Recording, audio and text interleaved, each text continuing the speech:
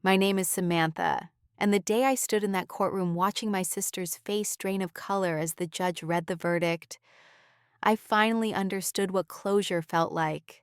Not revenge, not bitterness, just the cold, beautiful satisfaction of watching someone who destroyed you realize they destroyed themselves. Have you ever been left behind by the people who were supposed to love you most? Let me back up. I was always the responsible one. The oldest daughter who stayed close to home while my younger sister Melissa chased her dreams to Los Angeles.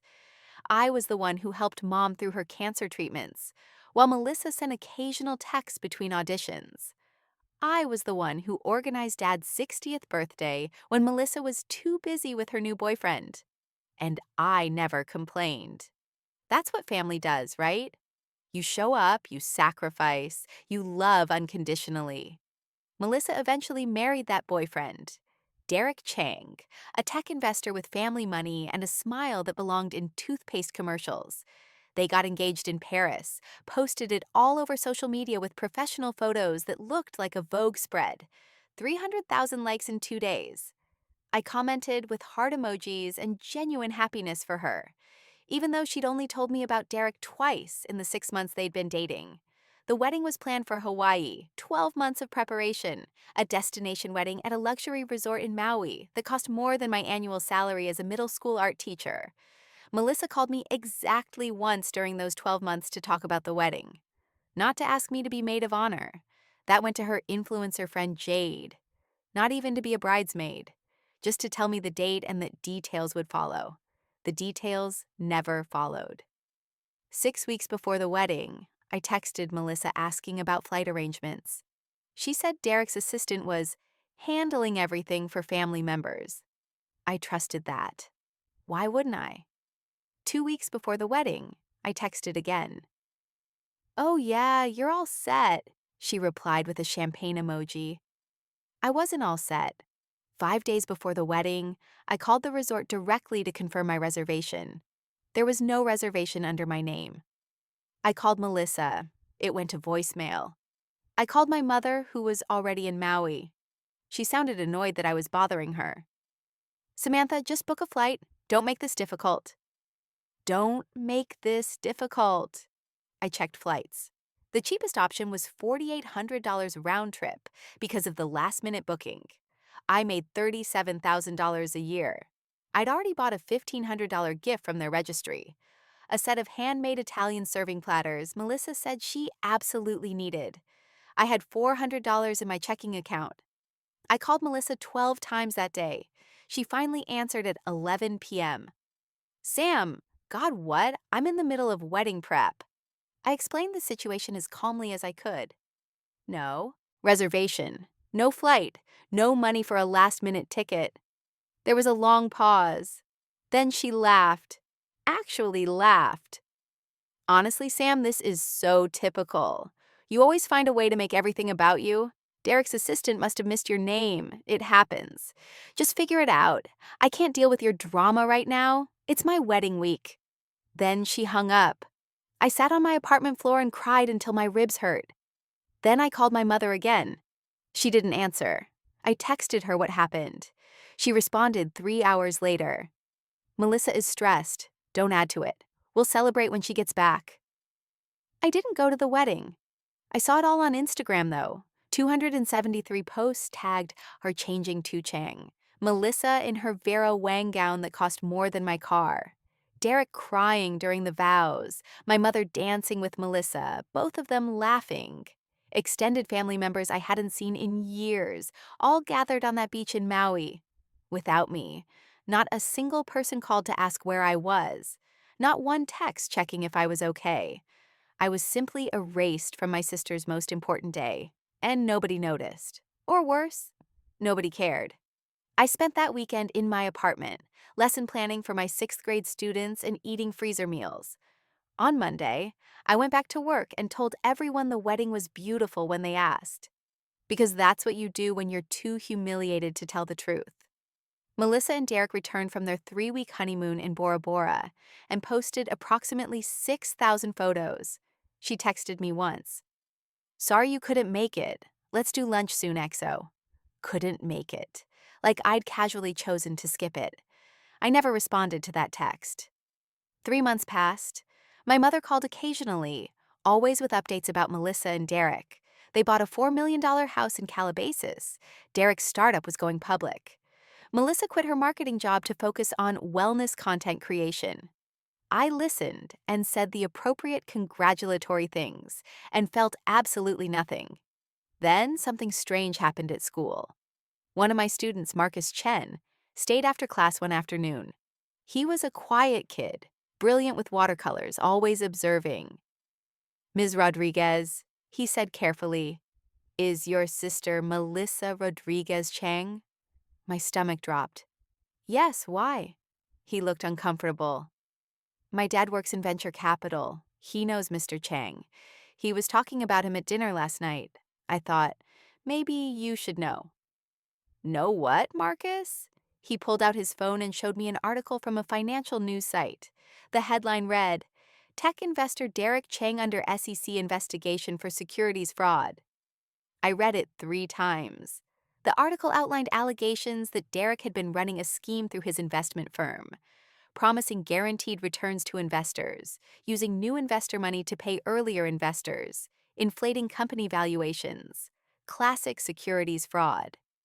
The SEC had opened an investigation 6 months ago. 6 months. That meant it started before the wedding. I went home that night and did what any self-respecting woman with a graduate degree and unlimited rage would do. I researched public records, SEC filings, business registrations, court documents. I spent hours every night for 2 weeks, following digital breadcrumbs. What I found was worse than I imagined. Derek's company, Chang Capital Ventures, had defrauded over 200 investors of approximately $43 million. But here's what made my blood run cold. Melissa wasn't just his wife. She was listed as CFO of 3 shell companies connected to the fraud. Her signature was on documents. Her name was on bank accounts. Either she knew and was complicit, or Derek had used her. I thought about calling her, warning her. Then I remembered her laugh when I said I couldn't afford the flight. I remembered my mother's text. Don't add to it. So I did something else. I compiled everything I'd found into a detailed, organized report. Financial documents, timeline of events, corporate registrations showing Melissa's involvement. I didn't alter anything, didn't exaggerate, just presented facts. Then I sent it anonymously to the SEC investigator listed on the case, with a note. You may want to look deeper into Melissa Rodriguez Chang's role. See attached documentation. I also sent copies to 3 investigative journalists who'd been covering the case. Then I waited. 6 weeks later, my mother called, hysterical. Samantha, have you seen the news? They arrested Derek. They're saying Melissa might be charged too. This is a nightmare. I asked if Melissa was okay. She's destroyed. She had no idea what Derek was doing. She signed things because she trusted him. The FBI took her computer, Sam. They froze their bank accounts. Everything is gone. The house, the cars, everything. She's moved back in with me and your father. There was a long pause. We need you to help with legal fees. She needs a good lawyer, Sam. Family has to stick together.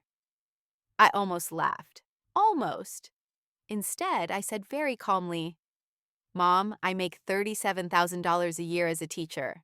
I couldn't even afford a plane ticket to her wedding. Remember? How exactly do you expect me to help with legal fees? Silence. That was different, Samantha. This is serious. It was serious to me too, Mom. Nobody cared then. I hung up. Over the next 3 months, I watched it all unfold from a distance. Derek was indicted on 17 counts of securities fraud. Melissa was charged with 3 counts of conspiracy and money laundering. The prosecution's case was remarkably detailed, almost as if someone had handed them a roadmap to follow. Melissa called me once during this time. I let it go to voicemail. She didn't leave a message. The trial lasted 5 weeks. I followed it through news coverage but didn't attend. Derek was found guilty on all counts and sentenced to 18 years in federal prison. Melissa took a plea deal. She testified against Derek in exchange for a reduced sentence. She got 30 months and agreed to forfeit all assets acquired during the marriage. The day her sentencing was finalized, my mother called again. "Are you happy now, Samantha? Your sister is going to prison. The family name is destroyed. Was it worth holding a grudge over a stupid plane ticket?" I thought about that question for a long moment. Mom, this was never about a plane ticket. It was about being invisible to the people who should have seen me. It was about being treated like I didn't matter. And you know what? I didn't cause Melissa's problems. She signed those documents. She lived in that house bought with stolen money. She made her choices. "She's your sister." "She was my sister," I said quietly. "Sisters don't forget you exist on the most important day of their lives." My mother hung up on me. We haven't spoken since. But here's what actually happened after that, the part that surprised even me. About 2 months after Melissa began serving her sentence, I received a letter. Prison stationery, her handwriting. "Sam, I know you probably won't read this, but I need to say it anyway. You were right about everything. I was so caught up in Derek's world, in the image we projected, in the life we were building, that I forgot what actually mattered. I forgot you. I took you for granted because you were always there, always dependable, always forgiving. I treated you like you'd never leave because you never had before. The wedding thing, God, Sam, I can't even explain how selfish and cruel that was. I told myself I was too busy, that you'd understand, that it wasn't a big deal. But it was a big deal. It was unforgivable. I'm not asking you to forgive me. I'm just saying I finally understand what I lost. And it wasn't the house or the money or the Instagram followers. It was you. You were the only real thing I had. And I threw you away. I read that letter 5 times. Then I put it in a drawer. 3 months later, she wrote again. "I've had a lot of time to think in here. About who I became, about what I valued, about how I treated the people who actually loved me. I'm not the same person who laughed at you on the phone. Prison strips away all the bullshit pretty fast. I'm taking classes, accounting actually, which is ironic, learning how to actually manage money legally. I'm in therapy. I'm facing what I did. And Sam, I did do it. I knew Derek was hiding things. I knew some of those investments didn't make sense. I didn't ask questions because I liked the life we had. I'm guilty. Maybe not the way the prosecutor said, but in the ways that matter. I'm so sorry." I didn't respond to that letter either, but I didn't throw it away. 6 months into her sentence, I surprised myself. I wrote back. I didn't forgive her. I told her that explicitly, but I acknowledged her letters. I told her about my life, the mural my students had painted for the BA school library, the community art classes I'd started teaching on weekends, the small gallery show featuring my own work that sold 3 pieces. She wrote back immediately. Pages and pages about how proud she was, how she'd forgotten I was an actual artist, not just a teacher, how she wished she could see the paintings. We kept writing. It wasn't reconciliation. It was something more cautious. Two people who used to be sisters, carefully feeling out whether there was anything left to build on. Then something unexpected happened at one of my community art classes. A woman in her 60s named Patricia started attending. She was quiet, focused, always worked in charcoal. After the 4th class, she approached me. "I need to tell you something," she said. "My husband invested everything we had with Derek Chang. Our retirement, our savings, everything. We lost $400,000. When your sister testified against him, when she gave the prosecution everything they needed to get a real conviction, she gave me something back. Not the money. That's gone. But justice, the truth, a chance to stop him from doing it to other people." I stared at her. "I know she was involved," Patricia continued. "I know she benefited from what he did. But she also stopped it from continuing. She broke. She told the truth when it cost her everything. That matters. I thought about that conversation for weeks. Melissa was released after serving 22 months with good behavior. She came out to nothing: no money, no home, a felony record, and a family that had fractured beyond recognition. My parents had divorced during her incarceration. The stress had finally shattered what was left of their marriage. She called me the day she was released. "Sam, I don't expect anything. I just wanted you to know I'm out. I'm starting over. I'm staying with a friend from my therapy group, working at a nonprofit helping women with financial literacy, making $8 an hour. It's humbling and hard and probably what I deserved all along." "Where are you living?" I asked. "Eagle Rock. Shared apartment with 2 roommates." I hesitated. Then, "There's a coffee shop on Colorado Boulevard, Cafe Stella. Can you meet me there on Saturday?" Long silence. "Really? Really?"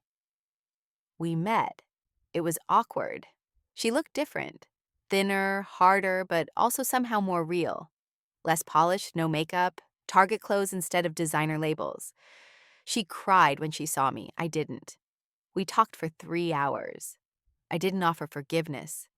I told her the truth, that she'd broken something in me that might never fully heal, that I'd spent a year feeling worthless because my own family had erased me, that I'd grieved the loss of a sister who was still alive. She listened, didn't defend herself, didn't make excuses, just said, "I know I did that. I'm so sorry."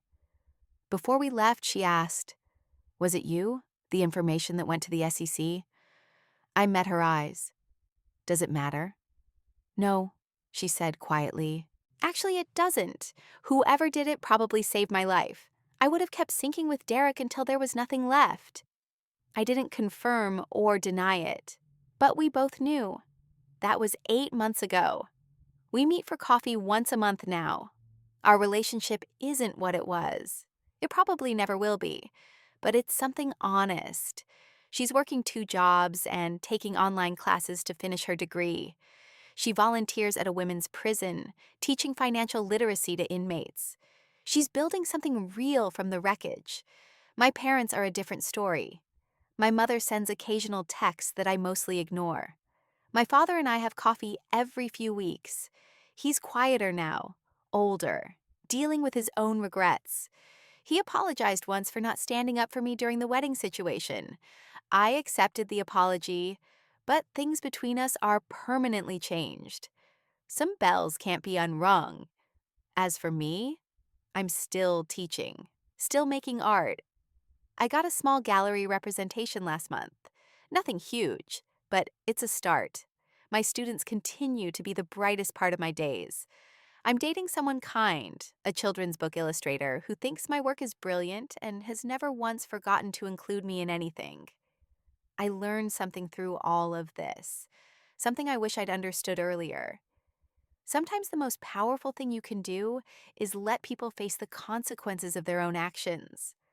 Not out of cruelty, but out of respect for the truth. Melissa didn't go to prison because I sent information to the SEC. She went to prison because she committed crimes. Derek didn't destroy our family. The family destroyed itself through years of dysfunction, favoritism, and conditional love. I didn't get revenge. I got clarity.